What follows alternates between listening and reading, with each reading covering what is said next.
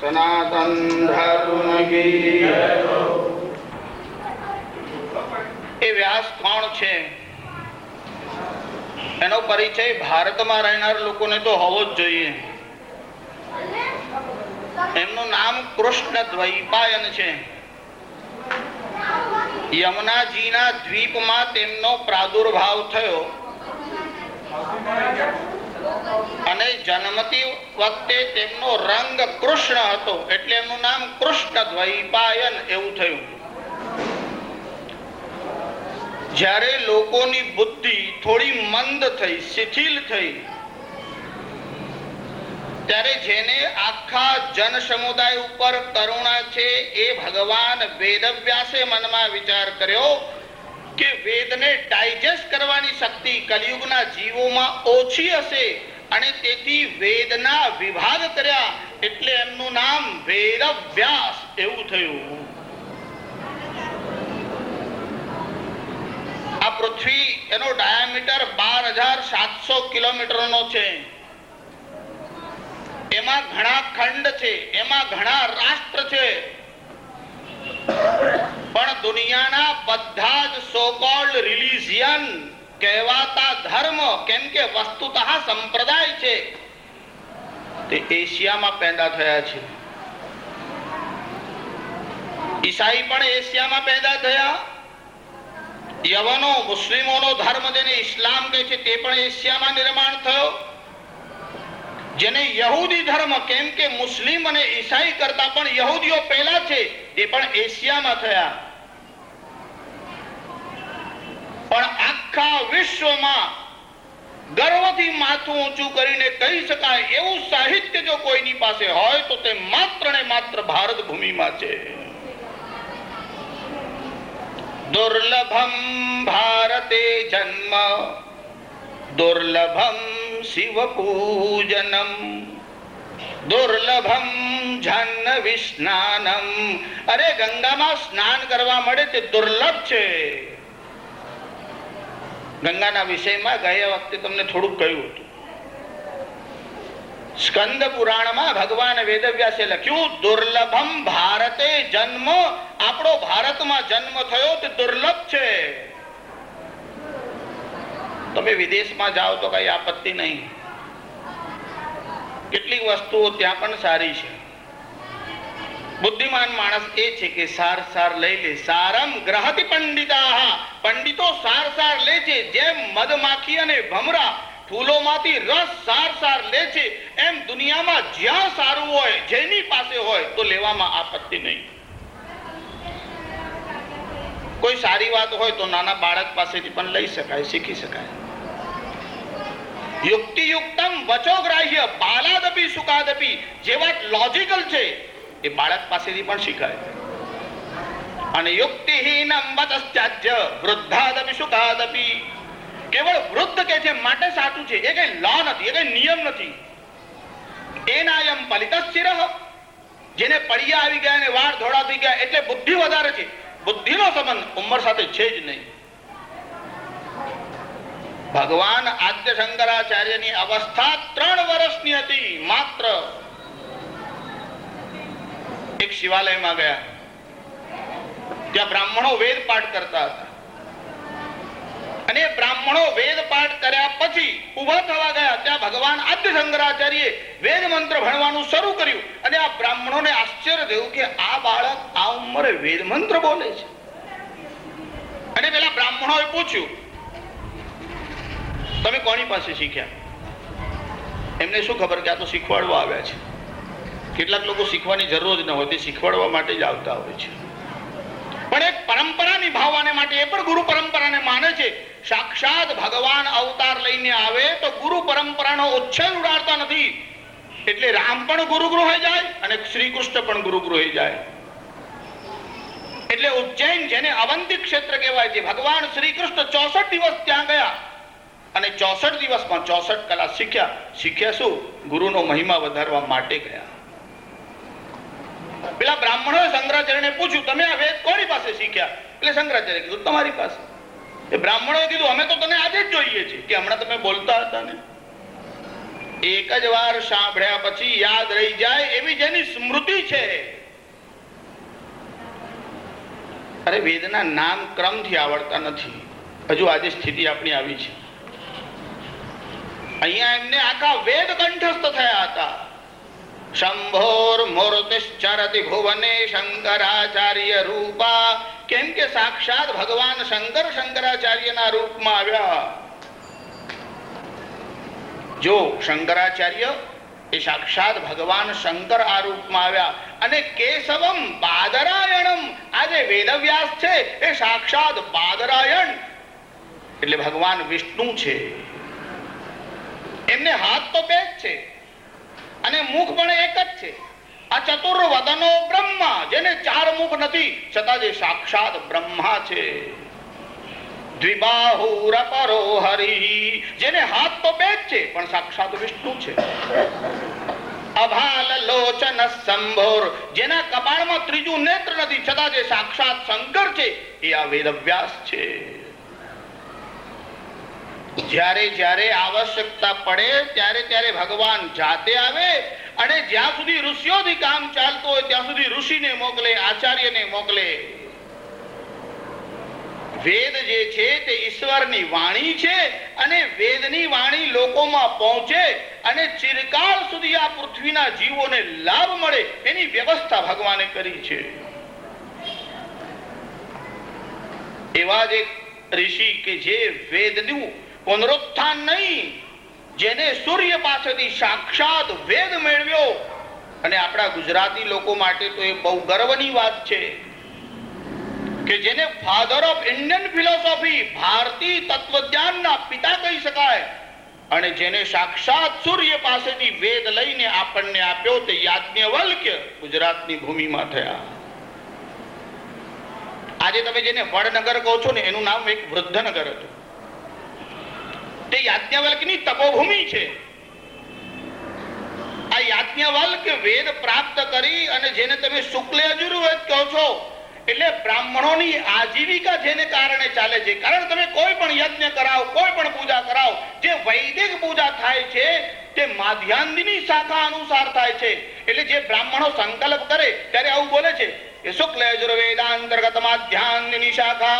શુક્લ યજુર્વેદના અંતર્ગત જે માધ્યાંદિની શાખા છે એનો અમુક ગોત્ર વાળો હું આ બ્રાહ્મણ છું એવું એમાં બોલે છે.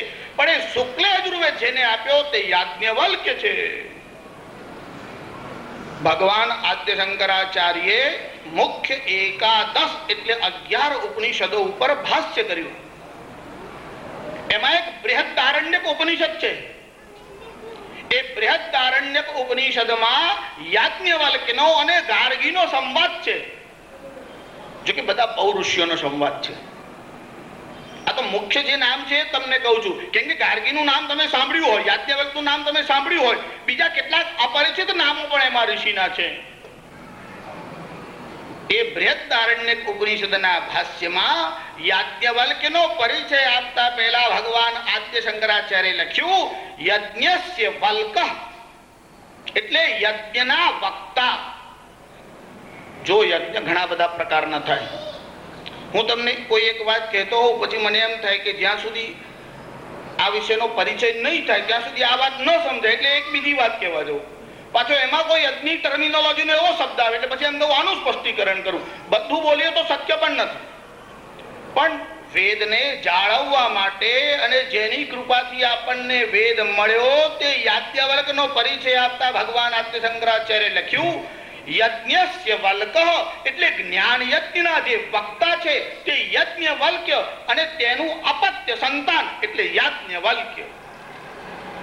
જેમ ભરદ્વાજના પુત્ર ભારદ્વાજ, વસુદેવના પુત્ર વાસુદેવ, પુલસ્ત્યની સંતાન પૌલસ્ત્ય, એવો એક સંસ્કૃતમાં બોલવાનો પ્રકાર છે. એમ યજ્ઞવલ્ક્ય એનાથી યાજ્ઞવલ્ક્ય થયા. તે યજ્ઞવલ્ક્ય એટલે દેવરાજ. જો બધા પાત્રોનો પરિચય આપે ને તો જે પાત્રનો વિચાર કરવો છે તે ન થાય. એટલે હમણાં બીજા બધા પાત્રોમાં ન જવું. પણ એક વાત તો નક્કી છે કે યાજ્ઞવલ્ક્ય જેવું સંતાન જેને ત્યાં આવ્યું એ માતા પિતા કેવા છે કે સાક્ષાત સૂર્યનારાયણને એમને ત્યાં આવવાની ઈચ્છા થઈ. આપણે ત્યાં ભિન્ન ભિન્ન પુરાણો છે. ઇતિહાસ અને પુરાણોમાં કલ્પભેદથી જુદી જુદી આખ્યાયિકાઓ છે. એક મત અનુસાર યાજ્ઞવલ્ક સૂર્યના અવતાર છે અને બીજા મત પ્રમાણે સાક્ષાત બ્રહ્મદેવના અવતાર છે. જો બ્રહ્માદિયા ઋષિ પર્યંતા, બ્રહ્માથી લઈ અને જેટલા પણ દેવર્ષિ, રાજર્ષિ, પરમર્ષિ, ભેદર્ષિ, કાંડર્ષિ, આ જેટલા બધા ઋષિઓમાં જે 7 પ્રકારના ભેદ છે એ બધાએ વેદને જોયો છે, વેદની રચના કરી નથી. ઋષયો મંત્ર દૃષ્ટાર ન તો કર્તાર. આ બધા ઋષિઓ મંત્રના દૃષ્ટા છે, કરતા નહીં. એટલે ન્યૂટને જ્યારે આ નિયમ શોધી નાખ્યો, જ્યારે એને વૃક્ષ ઉપરથી એપલને નીચે પડતા જોયું, એના મનમાં વિચારવા કેવી રીતે થયું અને એને ગુરુત્વાકર્ષણનો સિદ્ધાંત આપ્યો. પણ એ ન્યૂટને તમને કીધું એ સિદ્ધાંત તો સૃષ્ટિમાં કામ કરતો જ હતો, પહેલા પણ ફળ નીચે આવતું, ઉપર જતું નહોતું. એટલે ગુરુત્વાકર્ષણનો સિદ્ધાંત તમને કીધો, ગુરુત્વાકર્ષણનો સિદ્ધાંત પેદા ન થયો. એ સિદ્ધાંત તો શાશ્વત છે. જે સિદ્ધાંત છે તે શાશ્વત છે. એ બધાના કોઈને કોઈ દૃષ્ટા છે, એના કોઈને કોઈ જ્ઞાતા છે. વેદ કોઈ વ્યક્તિની શોધ નથી. વેદ એ કોઈ લેખકની કે કોઈ કવિની રચના નથી. વેદ અપૌરુષેય છે, વેદ અનાદિ છે. વેદ અનાદિ છે, વેદ અપૌરુષેય છે. એટલું જ નહીં, વેદમાં કોઈ દોષ નથી. એનું કારણ એ અંતિમ પ્રમાણ છે, સ્વતઃ પ્રમાણ છે. જો પ્રમાણોના પ્રકાર બધા બહુ હોય. જ્યારે તમને શંકરાચાર્યના જીવન ચરિત્રના વિષયમાં કહ્યું ત્યારે તમને મુખ્ય 2 ભેદ કયા હતા કે સ્વતઃ પ્રમાણમ, પરત પ્રમાણમ. જ્યારે શંકરાચાર્ય મંડન મિશ્રને ત્યાં ગયા ત્યારે મંડન મિશ્રના ઘરની બહાર પાંજરામાં જે મેના અને પોપટ રાખેલા હતા તે આવી ચર્ચા કરતા હતા. એક તો છે સ્વતઃ પ્રમાણ, એટલે જેને કોઈના પ્રમાણની આવશ્યકતા નથી, જેમ સૂર્ય સ્વયં પ્રકાશ છે. અને બીજા પરત પ્રમાણ, એટલે વેદના પ્રમાણથી પ્રમાણિત. જે સાહિત્ય વેદને માનીને ચાલતું હોય એને જ પ્રામાણિક સાહિત્ય કહી શકાય. એનું કારણ વેદનું પ્રમાણ હોવું જોઈએ. પૂર્વ પક્ષી જે લોકો વેદના સ્વતઃ પ્રમાણ હોવામાં શંકા કરે છે, એમનું કહેવું છે કે વેદ અનાદિ છે, એમાં પ્રમાણ કયું? જો તમે કોઈ વસ્તુ માટે એની સત્યની ખાતરી કરવા માટે પ્રમાણ માંગતા હોય તો તમને પ્રમાણ માંગવાની છૂટ છે, એવું તમે પૂછી શકો છો. પણ વેદનું પ્રમાણ કયું એ અતિ પ્રશ્ન છે.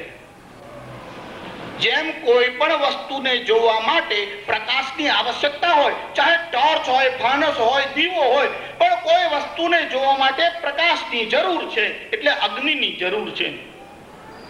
અને સમસ્ત અગ્નિના ઉદ્ગાતા સૂર્યનારાયણ છે. એટલા માટે જ્યારે જ્યારે તમે કોઈ અગ્નિ એટલે કઈ સળગાવો ત્યારે એની જ્યોત ઉપર તરફ જાય છે, નીચે નહીં. તમે કહો શાસ્ત્રીજી અમે સોનીને ત્યાં ગયા, ત્યાં પેલી ફ્લેમ આડી જતી હતી, એનું કારણે ફૂંકણીમાં ફૂંક મારવી પડી. પછી બાકી ફૂંક મારવાનું બંધ કરે એટલે પાછી ફ્લેમ ઊંચી જ જાય. તમે કોઈ લાકડાને સળગાવો અને પાછળને આમ ઉલટું કરો તો પણ ફ્લેમ તો ઉપર જ જાય, એ સૂર્યનારાયણ તરફ જ જાય છે. ત્યારે બધી વસ્તુને જોવા માટે પ્રકાશની જરૂર છે, અગ્નિની જરૂર છે. હવે કહો સૂર્યનારાયણને જોવા માટે શાની જરૂર છે? દીવાની જરૂર ખરી? પેટ્રોમેક્સની જરૂર ખરી? ત્યારે બીજી બધી વસ્તુને જોવા માટે ભલે પ્રકાશની જરૂર હોય, પણ સૂર્યનારાયણને જોવા માટે બીજા કોઈ પ્રકાશની આવશ્યકતા નથી, કારણ સૂર્યનારાયણ સ્વયં પ્રકાશિત છે. હવે વેદ અનાદિ છે, એના માટે જો બીજું કોઈ પ્રમાણ આપે તો એ વેદ કરતા પહેલા જ એવું થાય તો વેદના અનાદિત્વમાં બાધા આવે. એટલે વેદનું પ્રમાણ વેદ જ આપે છે. તો પૂર્વ પક્ષી એવું કહે છે એમાં આત્માશ્રય દોષ નિર્માણ થાય. જો આત્માશ્રય દોષ એટલે શું? તમે તમારા ખભા ઉપર તમારા છોકરાને બેસાડો એવું શક્ય છે, પણ તમે તમારા ખભા ઉપર બેસો એવું શક્ય ન થાય. એમ વેદની પ્રામાણિકતા માટે જો વેદ જ પ્રમાણ હોય તો આત્માશ્રય દોષ થાય. તો કહે છે કે બીજી કોઈ વસ્તુ છે જ નહીં તો પ્રમાણ કેવી રીતે આપશો? કેમ કે તે ઈશ્વરની વાણી છે. જો યાજ્ઞવલ્કે જે વેદ આપ્યો એ વિષય બતાવતા પહેલા હું તમને વેદના વિષયમાં થોડી પ્રાથમિક વસ્તુઓ કહું છું કે વેદ જો ઈશ્વરની વાણી છે અને વેદ સ્વતઃ પ્રમાણ છે, તો જે વસ્તુ ઈશ્વરની વાણી હોય એમાં સાધારણ માણસની વાણીમાં જેવો દોષ આવે એવા દોષ વેદમાં ન આવવા જોઈએ. અમારા ઋષિઓ કે છે આવતા જ નથી. જો તમારામાં કંઈક પણ અક્કલ હોય અને તમને કંઈક દોષ મળે તો અમને દેખાડો. એટલે પૂર્વ પક્ષી કે છે કે હા, વેદોમાં એવું વર્ણન આવે છે, જેમ કે જેને ક્ષુર એટલે અસ્ત્રો કહેવાય એના વિષયમાં આ એક મંત્રનો ભાગ છે, મંત્રાંશ છે. શૃણોત ગ્રાવાણ તૈત્રીય સંહિતામાં આ મંત્રાંશ એવું કહે છે કે હે ક્ષુર એટલે હે અસ્ત્રા. હવે પૂર્વ પક્ષીનું કહેવું છે કે તમારે કોઈ આપત્તિ આવે અને તમે કોઈને મદદ માટે બૂમ પાડો તો તમે જળને બૂમ પાડો કે ચેતનને બૂમ પાડો? તમે સ્કૂટર ઉપરથી પડી જાવ તો હે સ્કૂટર મારી રક્ષા કર એવું કહો કે બાજુમાંથી જનારને એવું કહો કે મને ઉભો કર? જે વેદ ઈશ્વરની વાણી છે એ અસ્ત્રાની પ્રાર્થના કરે છે. શૃણોત ગ્રાવાણ, હે પથ્થર સાંભળ એવું વેદમાં આવે છે. તો ઈશ્વરની વાણીમાં આવું કેમ થયું કે જળ વસ્તુ સાથેનો વ્યવહાર કેવી રીતે કર્યો? ભગવાન વેદ વ્યાસે બ્રહ્મસૂત્રના બીજા અધ્યાયના પ્રથમ પાદના 5મા સૂત્રમાં એનો ખુલાસો કર્યો કે કોઈ વસ્તુ તમને સમજાતી નથી એમાં દોષ કોનો? વેદવ્યાસ કહે છે અભિમાની વ્યપદેશસ્તુ. જે તે વસ્તુઓના કોઈ અભિમાની દેવતા છે અને એ દેવતાને અનુસંધાન રાખીને કહેવામાં આવ્યું છે. જેમ કે તમારા ઉપર વોરંટ આવ્યું એટલે જે માણસ કાગળ લઈને આવ્યો એને તમે પૂછ્યું શું છે એટલે તમે કીધું કોર્ટનો આદેશ છે. હવે તમે સામે એવું પૂછો કે કોર્ટ તો જડ છે. હવે કોર્ટ એટલે ન્યાયાલયનું જે બિલ્ડિંગ છે એ જ તમે સમજતા હોય તો ભૂલ છે. એટલે કોર્ટ જડ છે એ આદેશ કેવી રીતે આપે? જડ વસ્તુનો આદેશ હું નથી માનતો એટલે જજ બીજું ફરી મોકલે કે પકડી લઈ આવો. એટલે જયારે કોર્ટનો આદેશ એવું બોલાય ત્યારે કોર્ટના બિલ્ડિંગનો આદેશ નહીં, એ કોર્ટમાં બેસનાર ન્યાયાલયનો જે અધિપતિ છે એટલે જજ છે એનો આદેશ છે એવું સમજવાનું. એમ જયારે જલને સંબોધીને કીધું હોય ત્યારે જલના અધિષ્ઠાતા દેવ વરુણને કીધું છે એવું સમજવાનું. ટૂંકમાં વેદ મંત્રોમાં જે વર્ણન છે એના દેવતા કોણ છે એની જો તમને સમજણ નહીં હોય તો અર્થ નહીં સમજાય. એનું કારણ વેદ મંત્ર સમજવાના હોય તો મંત્રના દેવતા, મંત્રના ઋષિ, મંત્રનો છંદ, મંત્રનો વિનિયોગ અને પરંપરાગત અર્થ આટલી વસ્તુનું જો તમને સમજણ હોય અને બ્રાહ્મણ ગ્રંથોનો અભ્યાસ હોય તો તમે વેદ મંત્રને ન્યાય આપી શકો. જો વેદનો વિષય થોડો કઠિન તો છે, પણ હું તમને સરળતાથી એવું કહું છું કે વેદમાં કોઈ પ્રકારનો દોષ નથી. જેમ કે જળ વસ્તુઓ સાથે વ્યવહાર એવો જે આક્ષેપ છે તે ખોટો છે, કેમ કે જળ વસ્તુના અધિષ્ઠાતા દેવને ઉદ્દેશીને કીધું છે. ત્યારે પૂર્વ પક્ષી એક બીજો આક્ષેપ કરે છે કે વેદમાં મંત્ર અર્થહીન છે. જો મુખમસ્તી વક્તવ્ય મોડું છે એટલે બોલવામાં કઈ આપત્તિ નહીં. ન તાલુ પતનાદ ભયમ, જુઠ્ઠું બોલવાથી તાળવું તૂટી પડતું નથી. જીહવાયા છેદનમ નાસ્તિ, કે જીભ કપાઈ જતી નથી. પછી નિર્લજ્જો કોણ પંડિત, નિર્લજ્જ થઈને બડબડાટ કરવામાં જાય શું? એટલે બીજો એક આક્ષેપ આવો કર્યો કે વેદના કેટલાક મંત્ર એવા છે જે અર્થહીન છે. જેમ કે ઋગ્વેદના 10મા મંડલના 106 જે સૂક્ત છે એમાં જે 6ઠ્ઠો મંત્ર છે એમાં ઋષિ એવું કહે છે શૃણ્યેવ જર ભરીતુર ભરીતું. જો તમે કોઈ પૂજા કરાવવા વાળો બ્રાહ્મણ હોય એને અર્થ પૂછવા માટે જાઓ અને એને ના આવડે તો સ્વાભાવિક છે, એનું કામ ખાલી મંત્ર બોલવાનું છે. મંત્રના અર્થ બધાને આવડે તો ભૂલી જાઓ. વેદ મંત્રને તો આપણે હાથ જોડવાના અને શ્રવણ કરવાનું, કેમ કે આપણી શક્તિ એને વાંચવામાં અને સમજવામાં પણ આપણે માટે તો દુરૂહ છે. દુરૂહ એટલે સમજવામાં બહુ કઠિન છે. અમારે ત્યાં યાસ્ક નામના એક આચાર્ય થયા. આજે યાસ્ક છે ને એમને નિરુક્ત લખ્યા છે. એટલે કોઈ શબ્દ હોય એનો અર્થ નક્કી કરવો હોય તો કેવી રીતે થાય? તમારા મનમાં વિચાર આવે કે આને આપણે ચોખા કીધા, પણ આને ચોખા જ કેમ કીધા, ઘઉં કેમ ના કીધા, એવું કોઈ તમને પૂછે તો અસ્ય શબ્દસ્ય અયમેવ અર્થ ઇતિ ઈશ્વર ઈચ્છા સંકેત શક્તિ. શબ્દના અર્થ માણસે નક્કી કરવાના નથી. કેમ કે જે લોકો લિંગ્વિસ્ટિક એટલે ભાષા શાસ્ત્ર શીખવાડે છે ત્યાં એવું કે છે કે પ્રારંભમાં લોકોને ભાષા હતી જ નહીં, એટલે ઈશારાથી આમ બોલતા હતા. પછી બધા ભેગા થયા અને તેમને ભાષા નક્કી કરી કે આપણે આને આ કહેવાનું, આને આ કહેવાનું, આને ઝાડ કહેવાનું, આને સૂર્ય કહેવાનું, આને ચંદ્ર કહેવાનું. આ હજરત બુદ્ધિના પહાડોને તમે એવું પૂછો કે જ્યારે આ બધા લોકો ભેગા થયા ત્યારે મીટિંગ માટે કઈ ભાષામાં વાત કરેલી? ભાષા તો જુઓ, ભાષા માણસે બનાવી નથી, માણસ ભાષાનો ઉપયોગ કરે છે. એટલે ભાષા અનાદિ છે. જો બીજી ભાષાઓ તમે એકવાર ભાષા મળે એના આધારે પછી તમે કોઈ કલ્પિત ભાષા બનાવી શકો, પણ કોઈ એક મૂળ ભાષા તો હોવી જ જોઈએ. નિરુક્ત શાસ્ત્રમાં જેમ કે એક ક્ષીર એટલે દૂધ. હવે એનું નામ ક્ષીર કેમ? કે ક્ષરદીતિ ક્ષીરમ, એ ક્ષરે છે, ઝરે છે, માટે એનું નામ ક્ષીર છે. એ જ્યારે ઝરે ત્યારે સર સર એવો અવાજ આવે છે. આ તો તમને એકાદ ખાલી સેમ્પલ કહું છું. મારે કહેવાનું છે નિરુક્ત શાસ્ત્રમાં આ શબ્દ આના માટે જ કેમ પ્રયુક્ત થયો એનો વિચાર છે. એ જરા કઠિન શાસ્ત્ર છે. એના રચયિતા યાસ્ક મુનિ છે. યાસ્ક મુનિનો રેફરન્સ તમને એટલા માટે આપું છું કે જે લોકો એવું સમજે છે કે વેદ મંત્રને અર્થ નથી, યાસ્ક કહે છે કે લાવો કયા વેદ મંત્રને અર્થ નથી. હું કહું છું તમને, અમારે ત્યાં સાયણ અને મૈદર નામના બહુ મોટા વિદ્વાનો કે જેમને વેદ ઉપર ભાષ્ય લખ્યા. એ સાયણાચાર્ય ઋગ્વેદ ઉપર ભાષ્ય લખ્યું. એ સાયણાચાર્ય એવું કહે છે કે આ યાસ્ક મુનિ બેઠા અને તે દરેક મંત્રનો અર્થ બતાવે છે. તમને યાસ્કને વાંચ્યા નથી અને મંત્રનો અર્થ સમજવાની તમારામાં અક્કલ નહીં.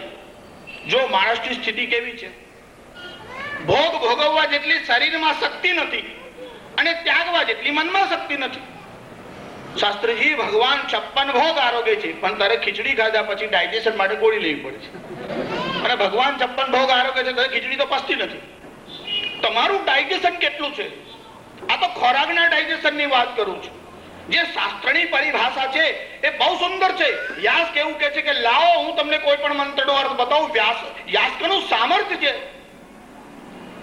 સાયણાચાર્ય એક લોકોક્તિનો ઉપયોગ કરીને સમજાવે છે. સાયણાચાર્ય કહે છે નૈષ સ્થાણોર અપરાધ યદેન મંદો ન પશ્યતિ પુરુષાપરાધ ભવતીતિ. એક આંધળો માણસ રોડ ઉપરથી જાય છે અને વૃક્ષોનું એક ઠૂંઠું છે. હવે એમાં અથડાઈ ગયો. વાંક કોનો? ઠૂંઠાનો કે આંધળાનો? તમને ન દેખાય એમાં ઠૂંઠું શું કરે? એમ તમને અક્કલ નથી તો વેદ મંત્ર શું કરે? વેદ મંત્રને અર્થ નથી એવું નહીં, તમારામાં મંત્ર સમજવાની અક્કલ નથી. શૃણ્યેવ ધરભરીતુર ભરીતુ. તે યાસ્ક તો એનો અર્થ લખે જ છે, પણ હમણાં તમે નામ સાંભળ્યું હશે પંડિત સાતવલેકર છે, જે પારડીમાં થયા. એમને વેદો ઉપર બહુ સુંદર લખ્યું છે. એમને જે ભાષ્ય લખ્યું છે બહુ સરસ છે, બહુ સુંદર છે. સાતવલેકરજી જેવા વિદ્વાને પણ એનો અર્થ લખ્યો છે અને એમને લખ્યું કે શૃણ્યેવ ધરભરીતુર ભરીતુ. जैसे अंकुश से हाथी को वश में किया जाता है वैसे शत्रु हंता और शत्रु को वश करने वाले.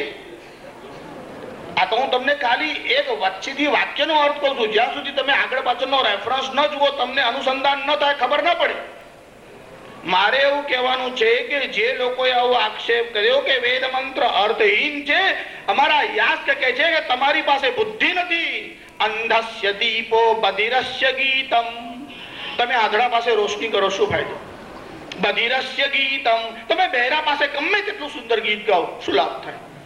એમ મૂર્ખસ્ય કિમ ધર્મ કથા પ્રસંગમ. તમે મૂર્ખ માણસના પાસે ગમે તેટલી સુંદર ધર્મ કથાઓ કરો, શું લાભ થાય? ટૂંકમાં વેદ મંત્ર અર્થહીન છે, આક્ષેપ ખોટો છે. વેદ મંત્રોમાં જડ વસ્તુ સાથે વ્યવહાર છે, એ આક્ષેપ પણ અર્થહીન છે. એટલે એમને ભળતો આક્ષેપ શોધી નાખ્યો. જો આ બધા લોકો આવું કંઈક નું કંઈક શોધતા જ રહેલા છે. તમે એક વસ્તુનું સમાધાન કરો એટલે બીજો આક્ષેપ કરીને ઉભા થાય છે. હવે આ બધા આક્ષેપોમાં હમણાં જતો નથી.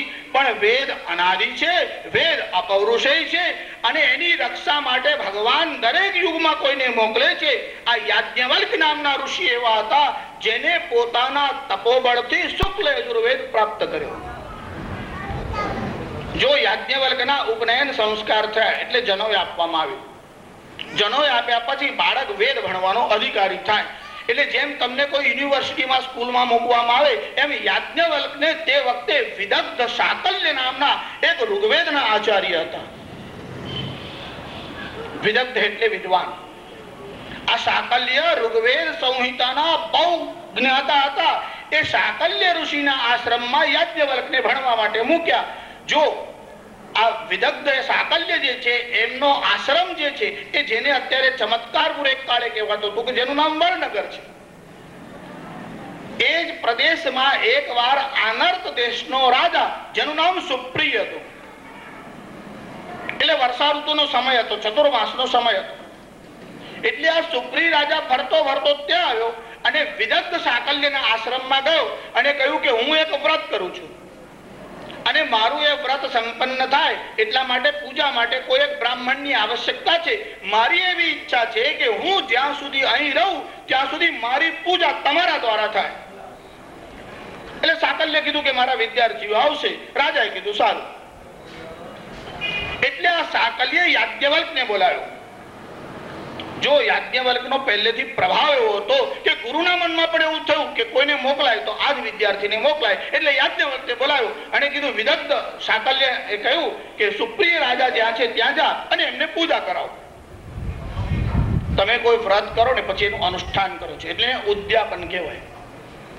એવું આ રાજાનું જે વ્રત હતું તેના ઉદ્યાપનના વિધિમાં યાજ્ઞવલ્કે ગયા અને યાજ્ઞવલ્ક ગયા એમાં એક અભિષેક કરવાનો વિધિ હતો. એટલે મંત્ર વડે અભિમંત્રિત કરેલું જળ યાજ્ઞવલ્ક લઈ અને રાજાના ઉપર આમ છાંટવા જતા હતા પણ રાજા ઉન્મત્ત હતો. એટલે યાજ્ઞવલ્કના તરફ જોઈને કહેવા લાગ્યો, એ બ્રાહ્મણ આ મારા માટે શું કરવા છાંટે છે? આ અસ્તશાળા દેખાય છે એના થાંભલા ઉપર નાખ. એના મનમાં થયું કે જોઉં કે આનો કઈ પ્રભાવ થાય છે કે નહીં. યાજ્ઞવલ્ક જન્મજાત તેજસ્વી સાક્ષાત સૂર્યનારાયણ કે બ્રહ્મદેવનો અવતાર અને ગુરુની આજ્ઞાને કારણે રાજા પાસે આવ્યા. પણ રાજા ઉદ્ધત હતો અને કીધું યજ્ઞશાળાના થાંભલા ઉપર નાખ. અને યાજ્ઞવલ્કે જળ લઈ અને અશ્વશાળાના થાંભલા ઉપર નાખ્યું અને હજુ આ સૂકા થાંભલા ઉપર અભિમંત્રિત કરેલું જળ પડ્યું એટલામાં તો એ લીલો થયો. એમાંથી પાંદડા બહાર આવ્યા, એમાંથી પુષ્પ બહાર આવ્યા અને એના પર ફળ લાગવા મળ્યા. હવે રાજાના મનમાં વિચાર આવ્યો કે જે મંત્રમાં આવું સામર્થ્ય હોય કે સૂકા લાકડામાં પાંદડા, ફૂલ અને ફળ આવી શકે, જો આવું અભિમંત્રિત કરેલું જળ મારા માથા ઉપર પડ્યું હોત તો હું અજર ને અમર થઈ જાય. હવે રાજાના મનમાં પશ્ચાતાપ થયો. રાજા યાજ્ઞવલ્કને કીધું, એક કામ કરો, આ જળ અભિમંત્રિત કરો અને મારા માથા ઉપર નાખો. યાજ્ઞવલ્કે કીધું કે તું શું સમજે છે? સેવકો જોડે વાત કરે છે કે તારા સેવકને કે આમ કરે એટલે તે આમ કરશે અને તું દક્ષિણા આપશે એટલે હું તારા પર બીજી વાર જળ નાખું, તું કે તો ત્રીજી વાર જળ નાખું.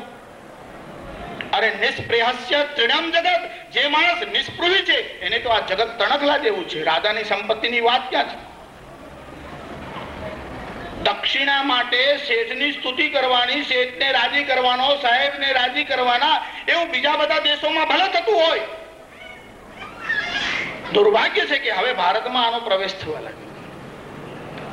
ઉલટાનું કદાચ આપણે એમાં જ પ્રગતિ કરી રહ્યા એવી સ્થિતિ થઈ છે.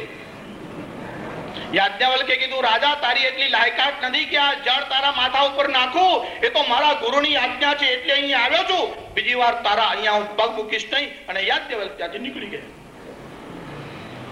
હવે રાજા પરેશાન થયો કે આ બ્રાહ્મણ બાળક નારાજ થઈને ગયો જેનું આવું સામર્થ્ય છે. એટલે આ રાજાએ સેવકને મોકલ્યો અને વિદગ્ધ સાકલ્યને કહેવડાવ્યું કે જે બ્રાહ્મણ ગઈકાલે પૂજા કરવા આવ્યો હતો એને આજે મોકલો. એટલે સાકલ્ય યાજ્ઞવલ્કને બોલાવ્યો. કીધું રાજાને ત્યાં પૂજા કરવા માટે તારે જવાનું છે. યાજ્ઞવલ્કે કીધું, ગુરુજી બીજી કઈ આજ્ઞા કરો, આ રાજા લાયક નથી. આપની આજ્ઞા થઈ માટે હું ત્યાં ગયો પણ એ રાજા ઉદ્ધત છે, એ રાજાને લાયક નથી. હું કહીને આવ્યો છું, હું નહીં જાઉં. એટલે આ શાકલ્ય પોતાના બીજા એક શિષ્યને બોલાવ્યો અને ઉદ્દાલક આરુણને બોલાવીને કહ્યું કે જા રાજાને જઈને પૂજા કરાવ. એટલે આ ઉદ્દાલક આરુણી ત્યાં ગયો. એટલે આ રાજાએ કહ્યું કે કાલે જે વિદ્યાર્થી આવ્યો તે દેખાતો નથી, આ બીજો છે. કીધું હા, ગુરુએ મને આજ્ઞા કરી છે કે સારું તું પૂજા કરાવ. અને પૂજા કરાવી. હાથમાં જળ લીધું. ફરી પેલા રાજાએ કીધું આ સુસાણાના થાંભલા ઉપર નાખ્યું. એની કઈ અસર નથી. રાજાના મનમાં ખાતરી થઈ ગઈ કે પેલો જે વિદ્યાર્થી છે એના મંત્રમાં સામર્થ્ય છે, એ તપસ્વી છે. ત્રીજે દિવસે ફરી સેવકને મોકલ્યો, વિદગ્ધ સાકલ્યને કહેવડાવ્યું, પેલા જ વિદ્યાર્થીને મોકલો જે પહેલા દિવસે આવ્યો. ગુરુએ યાજ્ઞવલ્ક્યને બોલાવ્યા અને કીધું કે રાજાએ કહ્યું છે તું જા. કીધું આ રાજા ઉદ્ધત છે. ગુરુએ કીધું જો રાજા ઉદ્ધત હોય તો પણ એ રાજા છે, રાજાના શરીરમાં પણ દેવતાઓનો વાસ છે, એને ક્ષમા કર. યાજ્ઞવલ્ક્યે કીધું હું તો પ્રતિજ્ઞા કરીને આવ્યો છું કે તારે ત્યાં બીજી વાર પગ મૂકીશ નહીં, એટલે ગુરુજી હું જાઉં નહીં. આ સાકલ્ય ઋષિ બોલ્યા કે તું પ્રતિજ્ઞા કરીને આવ્યો, પણ મેં પણ રાજાને કીધું કે હું યાજ્ઞવલ્ક્યને મોકલીશ. હવે બેમાંથી એક જ કામ થઈ શકે, કાં તો મારી આજ્ઞાનું પાલન કર, કાં તો આશ્રમનો ત્યાગ કર. અને યાજ્ઞવલ્ક્ય ગુરુના ચરણોમાં પ્રણામ કર્યા અને ત્યાંથી નીકળી ગયા. યાજ્ઞવલ્ક્યનું સામર્થ્ય જુદું છે. ગુરુએ કીધું મેં જે વિદ્યા ભણાવી છે એ પાછી આપી દે. અને હાથી જેમ સૂંઢમાં પાણી લઈને ઉડાડે એમ બધી વિદ્યા પાછી આપી. અને ત્યાંથી વૈશંપાયનના આશ્રમમાં જ્યાં યજુર્વેદનું અધ્યયન થતું હતું ત્યાં યાજ્ઞવલ્ક્ય ગયા. સંબંધમાં વૈશંપાયન યાજ્ઞવલ્ક્યના મામા થતા હતા. અને યજુર્વેદ ઉપર વૈશંપાયનનો એવો અધિકાર છે, ભગવાન વેદવ્યાસે જ્યારે વેદોના વિભાગ કર્યા ત્યારે યજુર્વેદ વૈશંપાયનને આપ્યો. એ જ વૈશંપાયનની યુનિવર્સિટીમાં એટલે વિદ્યાપીઠમાં આ યાજ્ઞવલ્ક્ય ભણવાને માટે ગયા. 3 વર્ષમાં વેદ ભણવાનું કામ બહુ કઠિન છે. અહીંયા તો 6 માસ નતા થયા, ઋગ્વેદ ભણીને આવ્યા, યજુર્વેદ ભણવાનો આરંભ કર્યો. થોડા જ વખતમાં યજુર્વેદ ભણાઈ ગયો. પણ એક વાર પ્રસંગ એવો બન્યો કે આ બધા ઋષિએ સુમેરુ પર્વત ઉપર એક સભા બોલાવી. આ સભામાં કેટલાક મહત્વના નિર્ણય કરવાના હતા. એટલે વૈશંપાયનને ખાસ આગ્રહ હતો કે એમને આ સભામાં હાજર રહેવું. પણ એ જ દિવસે વૈશંપાયનને ત્યાં શ્રાદ્ધ હતું એટલે જઈ શકે એમ નહોતા. સભાની શરત જરા કઠોર હતી કે આ સભામાં જે હાજર ન રહે એને વાચિક બ્રહ્મ હત્યાનું પાપ લાગશે. જો પાપ ઘણા પ્રકારના છે, હવે હમણાં બધું બોલતા ક્યાં બેસી, પણ એક વાચિક પાપ એટલે વાણીથી થાય તે. જો કલિયુગમાં તમે મનથી પાપ કરો ને તો દેવતાઓ ક્ષમા કરશે, માફ કરશે. કે કલિયુગના જીવો તો કરવાના જ, આટલા બધા કઈ શુદ્ધ ન થાય.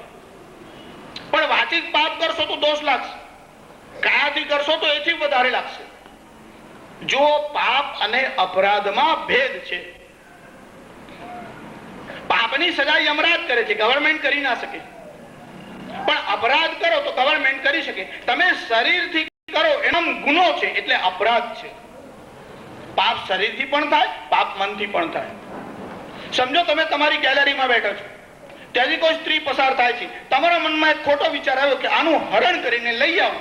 હવે એ પાપ કહેવાય, ગુનો નહીં, કેમ કે તમે મનમાં વિચાર કર્યો. પણ તમે ગેલેરી પરથી નીચે ઉતરી રોડ પર જઈને એનો હાથ પકડો તો એ ગુનો છે, કેમ કે શરીરથી કર્યો છે.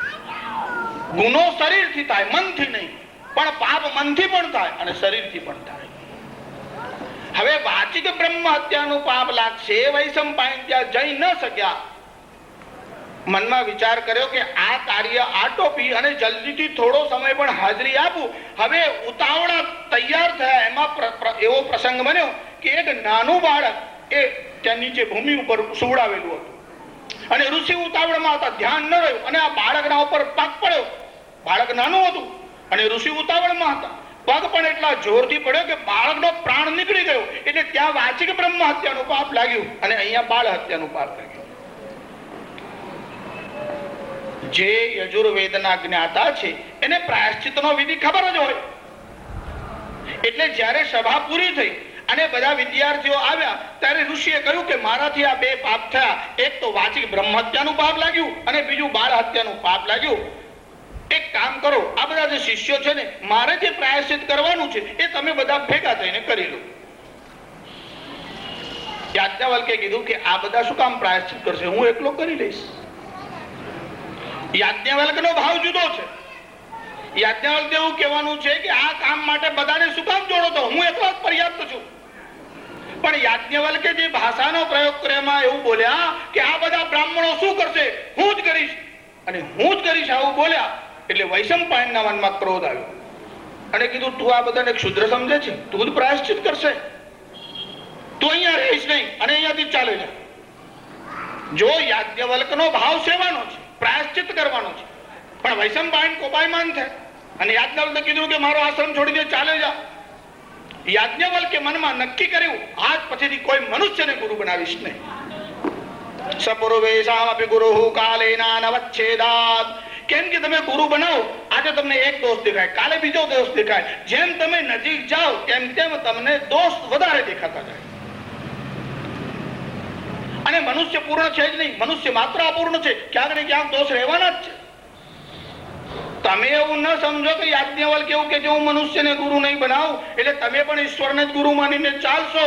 બધાનું સામર્થ્ય આવું હોય નહીં. એટલે જેની કને હેલિકોપ્ટર કે વિમાન હોય એવું કે હું ગાડીમાં નહીં જઉં તો ચાલશે. આપણે હેલિકોપ્ટરનું હું ગાડીનું ઠેકાણું નથી. યાજ્ઞવલ્ક્યની સ્થિતિ જુદી છે. બીજું, ઈશ્વર જ્યારે આવા ઋષિઓ દ્વારા કોઈ કામ કરાવવાના હોય ત્યારે કોઈ એક નિમિત્ત ઉભું કરે છે. એક શુક્લ યજુર્વેદની પ્રાપ્તિ થાય એટલા માટે આ પ્રસંગ નિર્માણ થયો.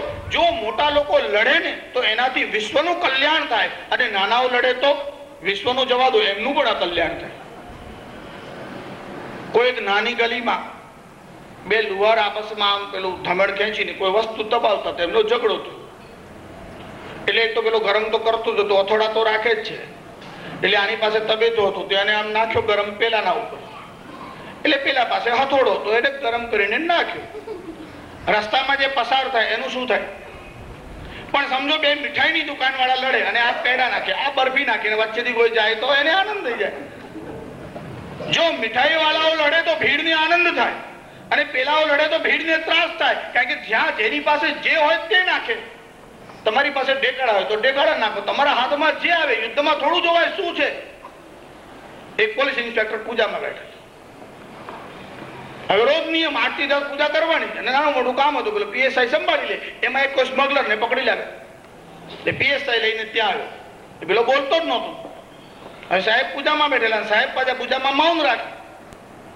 કેટલીક વાર માણસ મૌન ન રાખે તો સારું એવું લાગે. કારણ ઘણા લોકો એવા વ્રત રાખે અને વ્રત રાખે એટલે ત્રાસઘર વાળા, એટલે વ્રત રાખે એટલે મૌન રાખે, એટલે મૌન રાખે એટલે બોલાય નહીં, એટલે ઈશારો કરે. એટલે કીધું એની પત્ની કીધું શું કહે છે, પાણી લાવું. એના કરતા ભસને બધું પ્રશ્ન હલ થઈ જાય. એવા વ્રત હુકામ લોકો આખા ગામને ત્રાસ થાય. તમારે પોતાએ જે વ્રત પાડવા હોય તે પાડો.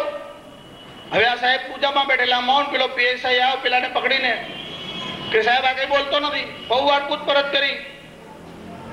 સાહેબે આમ જરા તતડાવો એમ કે ઈશારો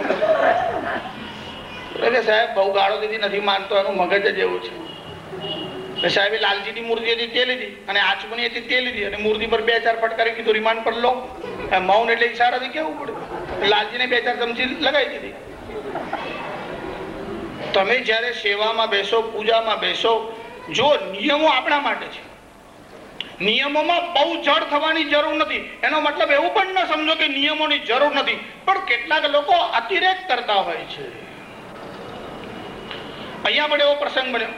યાજ્ઞવલ્ક્યનો ભાવ જુદો અને યાજ્ઞવલ્ક્ય મનમાં નક્કી કર્યું કે કોઈ મનુષ્યને ગુરુ બનાવવું નહીં. અને પતંજલિ તો કહે છે કે ઈશ્વર તો ગુરુઓનો ગુરુ છે, એટલે તમે સાક્ષાત ઈશ્વરને ગુરુ માનો તો પણ તમારું ડેવલપમેન્ટ તો થઈ શકે છે. પણ કેટલા વર્ષોમાં એવી એકાદ પ્રતિભા થાય જે સાક્ષાત ઈશ્વરને ગુરુ માનીને ચાલતી હોય, જેમ રમણ મહર્ષિ. આમ તો રામકૃષ્ણ પરમહંસે પણ તોતાપુરી સ્વામીને ગુરુ માનેલા. હવે આ બધા ઇતિહાસમાં હમણાં હું પડતો નથી. મારે એવું કહેવાનું છે, યાજ્ઞવલ્ક્યે કહ્યું કે ગુરુદેવ આપની જો ઈચ્છા હોય તો હું આશ્રમ છોડીને જાઉં છું. કીધું મેં જે વિદ્યા આપી છે તે ઓકી કાઢ. એટલે યાજ્ઞવલ્ક્યે બધી વિદ્યા ઓકી કાઢી. એના માટેનું એક અભિમંત્રિત જળ પીવડાવ્યું. વિદ્યા કાઢવાનો એક પ્રયોગ છે. જેને આપતા આવડે એને લેતા પણ આવડે. ત્યારે યાજ્ઞવલ્ક્યે વિદ્યા ઓકી કાઢી. ત્યારે બીજા શિષ્યોને કીધું કે તમે આને ગ્રહણ કરો. ત્યારે બીજા શિષ્યોએ તિત્તિર પક્ષીનું રૂપ ધારણ કરી અને એ વિદ્યાને લઈ લીધી. એટલે એનું નામ તૈત્તિરીય સંહિતા થયું. યાજ્ઞવલ્ક ત્યાંથી નીકળી ગયા. હવે યાજ્ઞવલ્ક તો ત્યાંથી નીકળી ગયા, જો ઋગ્વેદ શીખ્યા પછી ગયા, યજુર્વેદ શીખ્યા પછી નીકળ્યા. એક ઘટના એવી બની કે પીપલાદ નામના એક ઋષિ છે, જે લોકોએ અથર્વવેદની એક પીપલાદ શાખા છે. આ પીપલાદનો જન્મ થયો, એમની માનું નામ કંસારી હતું, તે યાજ્ઞવલ્કના બહેન થાય. હવે એના ઇતિહાસમાં વધારે ન જતા તમને એટલું કહું કે કેટલાક કારણોસર કંસારીએ આ બાળકને જંગલમાં જન્મ આપ્યો અને જન્મ થતા જ એ બાળકનો ત્યાગ કરી અને એની માં આવી ગઈ. હવે પીપળાના વૃક્ષના નીચે બાળકને મૂક્યો, એનું નામ પીપલાદ થયું અને દેવર્ષિ નારદ ત્યાં ફરતા ફરતા આવ્યા. એટલે દેવર્ષિ નારદે આ બાળકના પાસે જઈને કીધું, તારું નામ શું, તારા પિતા કોણ? એટલે આ બાળકે કીધું, પિતા કોણે કહેવાય, કારણ કે એને તો કોઈ મનુષ્યને જોયો જ નથી. પહેલી વાર એની સામે કોઈ આવ્યું તો દેવર્ષિ નારદ હતા. એટલે દેવર્ષિ નારદે એક ચિનગારી લગાડી. પણ દેવર્ષિ નારદ જ્યારે જ્યારે કોઈ ચિનગારી લગાડે તેની પાછળ કોઈ ચોક્કસ હેતુ છે. તમને બાહ્ય દ્રષ્ટિથી એવું લાગે કે આના કારણે ક્લેશ થયો, પણ એનાથી સમાજને બહુ મોટો લાભ થયો છે. એટલે આ પીપલાદ નામના જે બાળક, એટલે જે ઋષિ નામ પાછળથી પ્રસિદ્ધ થયા, એ પીપલાદને દેવર્ષિ નારદે કહ્યું કે યાજ્ઞવલ્ક તારા મામા થાય છે, તારો ઉછેર તો એમના આશ્રમમાં થવો જોઈતો હતો, છતાં એક અસહાય બાળકની જેમ તને જંગલમાં નાખી દીધો. અરે આ યાજ્ઞવલ્કે તારી કઈ કાળજી ના કરી? એટલે પીપલાદના મનમાં રોષ આવ્યો. એટલે પીપલાદ મુનિએ અગ્નિની આરાધના કરી. અને જ્યારે પીપલાદ મુનિએ અગ્નિની આરાધના કરી, અગ્નિદેવ પ્રસન્ન થયા અને કીધું વરદાન માંગ. ત્યારે પીપલાદે કીધું, આ યાજ્ઞવલ્કે મારી કાળજી નથી કરી, મને એવું લાગે છે આ યાજ્ઞવલ્કને દંડની આવશ્યકતા છે, તમે એક કૃત્ય નિર્માણ કરો જે યાજ્ઞવલ્કનો વધ કરે. જો યાજ્ઞવલ્કના જીવનમાં પહેલેથી જ સંઘર્ષ આવ્યો, પણ સંઘર્ષથી ગભરાઈ અને યાજ્ઞવલ્કે પોતાનું કોઈ કાર્ય છોડ્યું નહીં. હવે આ પીપલાદ ઋષિએ કીધું એક કૃત્ય નિર્માણ કરો, એટલે અગ્નિએ કૃત્ય નિર્માણ કર્યું અને તેને યાજ્ઞવલ્કનો પીછો કર્યો. હવે યાજ્ઞવલ્કની પાછળ આ કૃત્ય જવા લાગી, એટલે બ્રહ્મા પાસે ગયા. બ્રહ્માએ ના પાડી, મારાથી રક્ષા નહીં થાય. વિષ્ણુ પાસે ગયા, ના પાડી. જ્યારે કોઈ જેમને આશ્રય આપવા તૈયાર ન થયું, ભગવાન શિવની પાસે ગયા. યાજ્ઞવલ્ક ઋગ્વેદ ભણ્યા, યજુર્વેદ ભણ્યા, પણ યોગ વિદ્યાના પણ જ્ઞાતા હતા. યાજ્ઞવલ્કનું સાહિત્ય બધું બહુ છે. જ્યારે ભગવાન શિવના પાસે ગયા અને કહ્યું મારી રક્ષા કરો, ત્યારે ભગવાન શંકરે કહ્યું કે તારામાં સામર્થ્ય છે અને યોગ વિદ્યા ભણ્યો છે, તું તારી રક્ષા કર. એટલે યાજ્ઞવલ્ક જે અણીમાદી સિદ્ધિઓને જાણતા હતા, એમને પોતાની સિદ્ધિનો ઉપયોગ શું કર્યો? પોતે અદૃશ્ય થઈ ગયા અને ભગવાન શંકરના પગના અંગૂઠાનો જે નખ છે એમાં એમને પ્રવેશ કર્યો. હવે આ કૃત્ય શિવજી ઉપર તો કઈ કરી શકે નહીં, એટલે લાચાર થઈ. એટલે યાજ્ઞવલ્કને જોયા નહીં, એટલે આ કૃત્યાએ શિવને પૂછ્યું, યાજ્ઞવલ્ક ક્યાં છે? શિવજીએ કીધું તું શોધી લે. છેવટે કૃત્ય હારી અને ત્યાંથી પાછી ગઈ અને યાજ્ઞવલ્ક એમાંથી બહાર નીકળ્યા અને ભગવાન શિવને પ્રણામ કર્યા.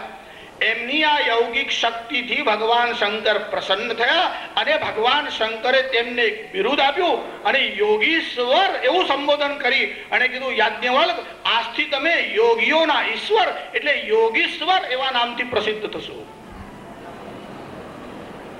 જો તમને કોઈ એકાદ મોટો માણસ કોઈ ઇનામ આપે, સર્ટિફિકેટ આપે, યુનિવર્સિટી આપે, તો તમે આમ લટકાઈને રાખો છો. આ તો સાક્ષાત શિવે આપેલું બિરુદ છે. એટલે યુનિવર્સિટીનું તમારે રાખવું હોય તો ભલે રાખવું, પણ યાજ્ઞવલ્કને જે સર્ટિફિકેટ પ્રમાણપત્ર મળ્યું તે ભગવાન શિવ દ્વારા મળ્યું. અને આજે પણ કર્મકાંડમાં જ્યારે પૂજા યજ્ઞાદિનો આરંભ કરવાનો હોય તો યોગીશ્વરમ યાજ્ઞવલ્ક્યમ, પહેલા યોગીશ્વર યાજ્ઞવલ્કને પ્રણામ થાય અને નારાયણમ નમસ્કૃત્યમ પછી ભગવાનને પ્રણામ થાય. ભગવાન કરતા પણ જેને પહેલા પ્રણામ થાય એવું સામર્થ્ય જો કોઈનું હોય તો તે યાજ્ઞવલ્કનું છે. જેને વેદની રક્ષા માટે આટલું બધું ઝઝમવું પડ્યું, ઋગ્વેદ સોંપી દીધો, યજુર્વેદ પાછો આપ્યો અને પછી સૂર્યનારાયણની ઉપાસના કરી, મનમાં નક્કી કર્યું કે મનુષ્યને ગુરુ બનાવ્યા સિવાય ઉપાસના કરીને જ્ઞાન પ્રાપ્ત કરીશ અને સૂર્યનારાયણની ઉપાસના કરી. કેટલી ઉપાસના પછી દ્વાદશ આદિત્ય જે છે એની મૂર્તિઓની સ્થાપન કરી, ખૂબ કઠોર તપશ્ચર્યા કરી અને જ્યારે સૂર્યનારાયણ પ્રસન્ન થયા અને યાજ્ઞવલ્કે કહ્યું કે તને બધી જ વિદ્યાઓ પ્રાપ્ત થશે. માં સરસ્વતીને કહ્યું, તમે યાજ્ઞા ઉપર કૃપા કરો. અને એ જ સૂર્યમંડળમાંથી માં સરસ્વતી પ્રગટ થયા. યાજ્ઞવલ્ક્યે કહ્યું, તમારું મુખ ખોલો. માં સરસ્વતી તમારા મુખમાં પ્રવેશ કરશે અને તમને બધી વિદ્યાઓ પ્રાપ્ત થશે. પછી જયારે યાજ્ઞવલ્કના શરીરમાં બધી વિદ્યાઓએ પ્રવેશ કર્યો ત્યારે યાજ્ઞવલ્કના શરીરમાં બહુ જલન થવા લાગી. સૂર્યનારાયણને કહ્યું, મારા શરીરમાં બહુ બળતરા થાય છે. કીધું, તમે થોડા વાર જળમાં બેસી જાઓ અને થોડો સમય પછી આપોઆપ શાંત થશે. તમે આ મંત્રનો જપ કરો અને સરસ્વતીની તમારા પર કૃપા થશે. પછી યાજ્ઞવલ્કે જે વેદ આપ્યો તે શુક્લ યજુર્વેદ છે. જ્યારે જ્યારે વેદ આપ્યો એવું કહેવાય ત્યારે એના દ્રષ્ટા છે, કરતા નહીં. યાજ્ઞવલ્કને પણ પરંપરાથી પ્રાપ્ત થયો. એક આદિત્ય પરંપરા છે અને બીજી બ્રહ્મ પરંપરા છે. એમાં આદિત્ય પરંપરાથી યાજ્ઞવલ્કને પ્રાપ્ત થયો અને એ જ શુક્લ યજુર્વેદ આજે આપણે બધા બોલતા રહેલા છે. આપણું એ સૌભાગ્ય છે કે જ્યાં આવું અદ્વિતીય વાંગ્મય સાક્ષાત પરમાત્મા કે સરસ્વતીએ કૃપા કરી અને જે સાહિત્ય આપ્યું એ સાહિત્ય આજે આપણી પાસે છે. પણ તમે કોઈ વાંદરાના હાથમાં રત્ન આપો તો શું થાય? આપણી સ્થિતિ આવી થવા લાગી છે. આવું અદ્વિતીય સાહિત્ય જેની પાસે છે એ લોકો એ સાહિત્યને જો ડાયજેસ્ટ ન કરી શકે, સમજી ન શકે તો શું થાય? આપણે જે આ બધા ઉત્સવો કરીએ છીએ એનો હેતુ શું છે? તમે છોકરાને બાલ મંદિરમાં લઈ જાઓ એટલે એને ચોકલેટ આપે, ચણા આપે, મમરા આપે. ચોકલેટ માટે બાલ મંદિર નથી. શિબિર રાજાએ પોતાના શરીરમાંથી માંસ કાઢીને દાનમાં આપ્યું. કર્ણસ્ત્વચમ શિબિર માંસમ જીવો જીમૂત વાહન. અને જીમૂત વાહન નામના રાજાએ પોતાનો પ્રાણ આપવાની તૈયારી કરી. દદૌ દધી ચિરસ્થિની. અને દધીજી નામના ઋષિએ ઇન્દ્રને વજ્ર બનાવવાના માટે પોતાના અસ્થિ આપ્યા કે જેમાંથી ઇન્દ્રે વજ્ર બનાવ્યું અને વૃત્રાસુરનો વધ કર્યો. ત્યારે વૈદિક સંસ્કૃતિની રક્ષા માટે ઋષિએ પોતાના પ્રાણ પણ આપ્યા છે અને અસ્થિ એટલે હાડકા પણ આપ્યા છે. આપણે હાડકા ન આપ્યો તો ચાલે પણ ચામડી તો ઘસીએ, હાડકા તો ઘસીએ. ઋષિના કાર્ય માટે થોડું સમયથી તો કઈ બલિદાન આપીએ. જ્યારે આવું મોટું ઈશ્વરી કાર્ય કરવાના હોય ત્યારે આ કાર્યમાં આપણે જોડાઈ જઈએ તો પણ આપણું મહદ ભાગ્ય છે. ત્યારે વેદની રક્ષા કરવાનું સામર્થ્ય આપણામાં ક્યાં છે? અરે વેદને સમજવા જેટલી અક્કલ નથી અને સામર્થ્ય કરવા જેટલી રક્ષણ કરવા જેટલું સામર્થ્ય નથી. કેવળ વેદને પ્રણામ કરી અને વેદ માટેની નિષ્ઠા પણ પ્રગટ કરીએ ને તો પણ ભવિષ્યમાં ઘણું બધું મોટું કામ થશે. એટલે ભગવાન વેદવ્યાસે વેદોના વિભાગ કર્યા. એ વેદવ્યાસે પોતાનું જે શરીર, પોતાનું જે સમય એટલે આયુષ્ય એ કેવળ માનવ સમાજના માટે આપ્યું. ઋષિ અને સાધારણ માણસનો ભેદ એવો છે. સાધારણ માણસ એવું પૂછે છે સમાજે મને શું આપ્યું, અને ઋષિ એવું વિચારે છે કે મેં સમાજને શું આપ્યું. જે વેદવ્યાસે સમાજને આ બધું આપ્યું છે એમનું સાહિત્ય જન જન સુધી પહોંચે એવો સંકલ્પ કરી અને વ્યાસ પૂર્ણિમાને સાર્થક બનાવવાનો આપણે પ્રયત્ન કરીએ. સર્વેત્ર સુખિનઃ સંતુ સર્વે સંતો નિરામયા સર્વે ભદ્રાણિ પશ્યન્તુ મા કશ્ચિત દુઃખ ભાગ ભવેત. ઓમ શાંતિ શાંતિ. धर्म की अधर्म का प्राणियों में विश्व का गौ माता की गो हत्या भारत भारत नमः पार्वती पते हर हर महादेव।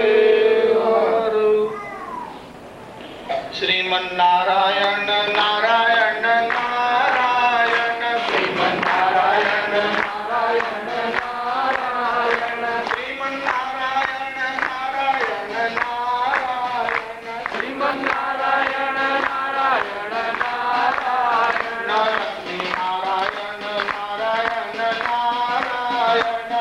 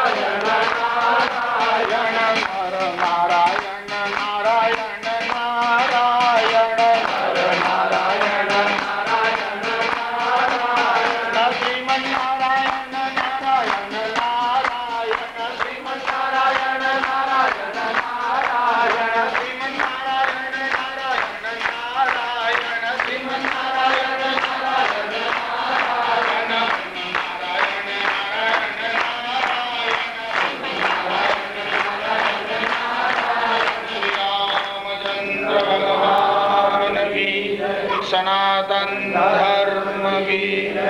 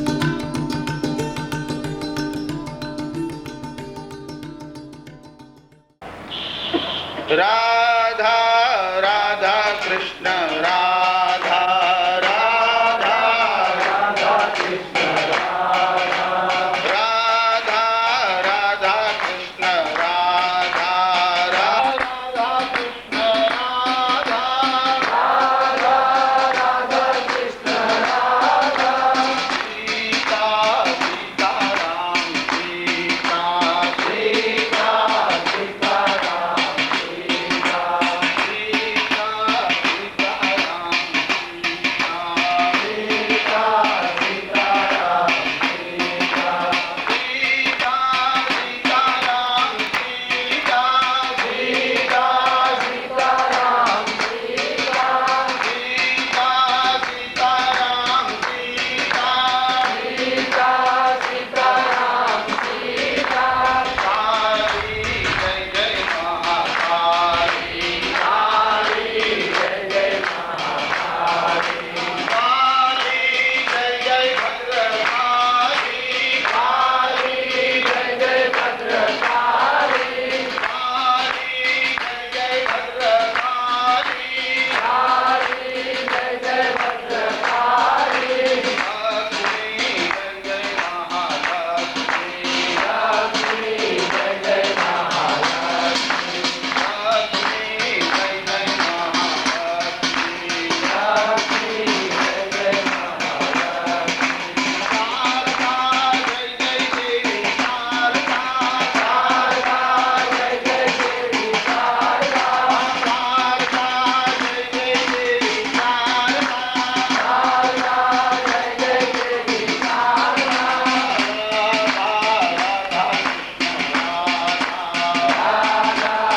राधा कृष्ण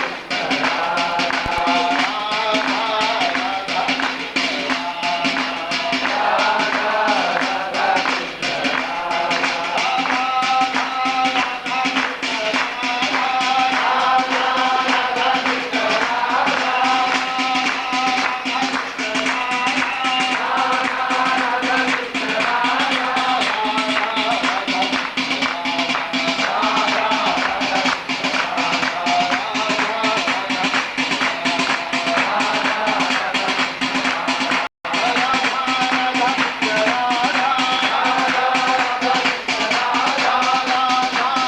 कृष्ण राधा राधा कृष्ण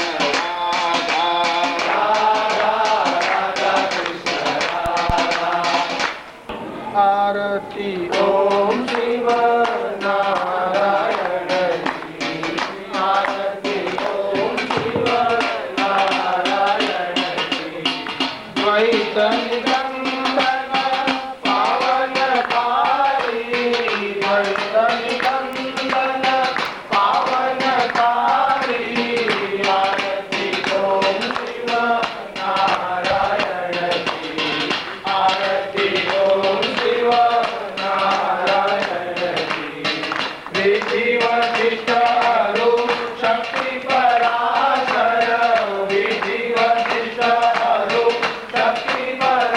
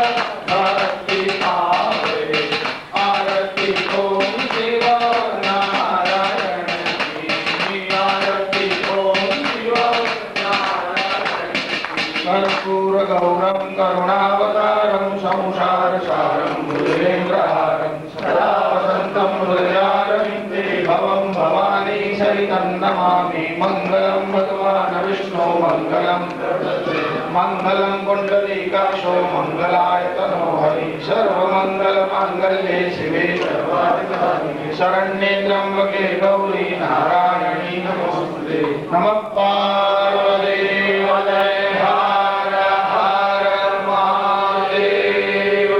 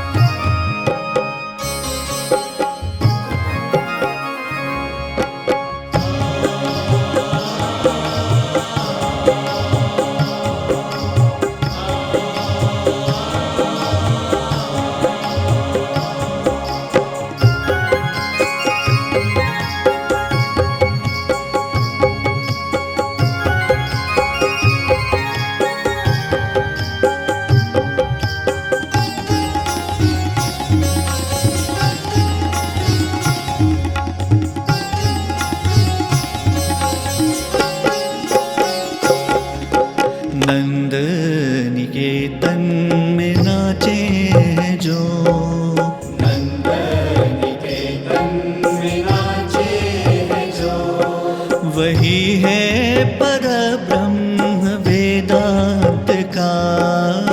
नंद निकेतन में नाचे जो, नंद निकेतन में नाचे जो, वही है परब्रह्म वेदांत का।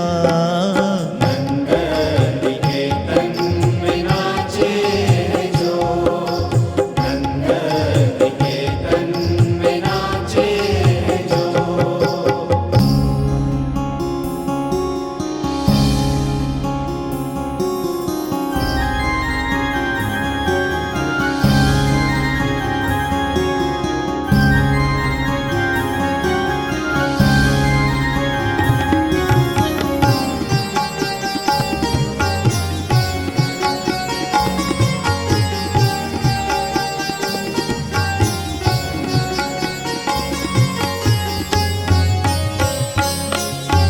कण कण में तू है समाया हुआ। गोकुल में फिर भी तू पाया गया। कण कण में तू है समाया हुआ। गोकुल में फिर भी तू पाया गया। गोपी ने कैसे नचाया तुझे, भले तू जगत को नचाता रहा। नंद निकेतन में नाचे जो, नंद निकेतन में नाचे जो, वही है परब्रह्म वेदांत का। नंद निकेतन में नाचे जो। सा ग म प म प म ग सा ग म प, सा ग म प म प म ग सा ग म प।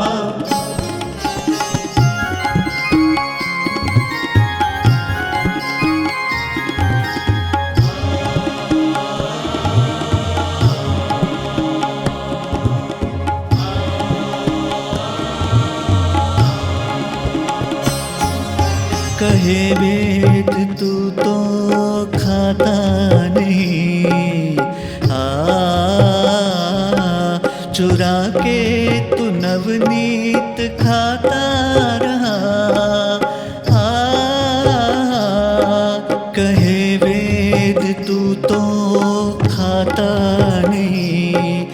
चुरा के तू नवनीत खाता रहा, बंधन में माया के बंधता नहीं। फिर भी यशोदा ने बांधा तुझे, नंद निकेतन में नाचे जो। नंद निकेतन में नाचे जो, वही है परब्रह्म वेदांत का। नंद निकेतन में नाचे जो।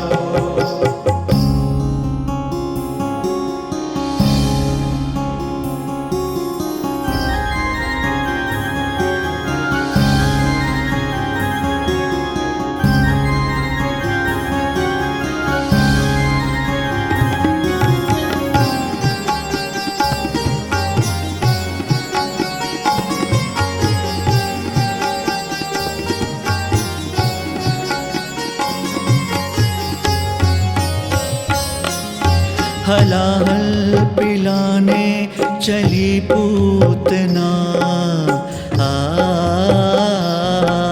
गति धात्री सीधे दी तूने उसे। हलाहल पिलाने चली पूतना, गति धात्री सीधे दी तूने उसे। ऐसे दयालु कृपालु प्रभु, तुम्हें छोड़ किसकी शरण में कहूँ। नंद निकेतन में नाचे जो। नंद निकेतन में नाचे जो, वही है परब्रह्म वेदांत का। नंद निकेतन में नाचे जो। सा ग म प म प म ग सा ग म प, सा ग म प म प म ग सा ग म प।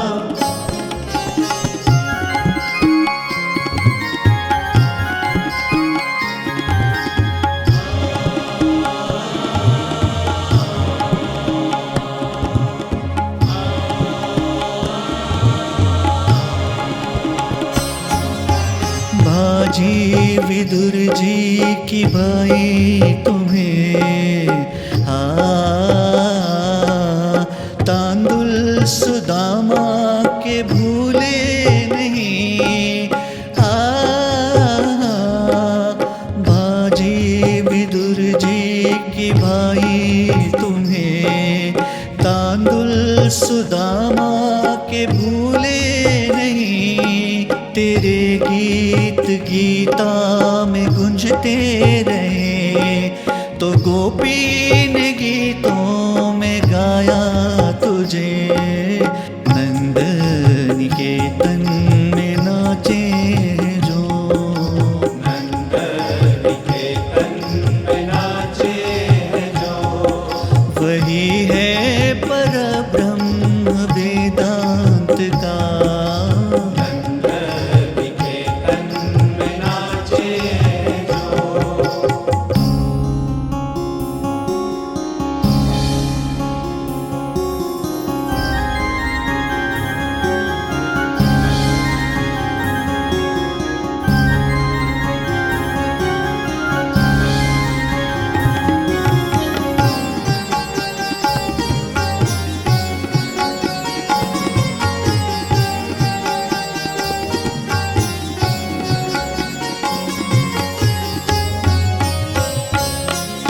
कई रूप तेरे कई रंग हैं,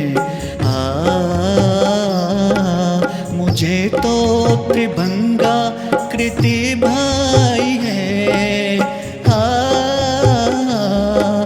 कई रूप तेरे कई रंग हैं, मुझे तो त्रिभंगा कृति भाई है। कभी वेणधारी सुदर्शन, कभी गिरिराज को तो उठाए हुए। नंद निकेतन में नाचे जो, नंद निकेतन में नाचे जो, वही है पर ब्रह्म वेदांत का, नंद निकेतन में नाचे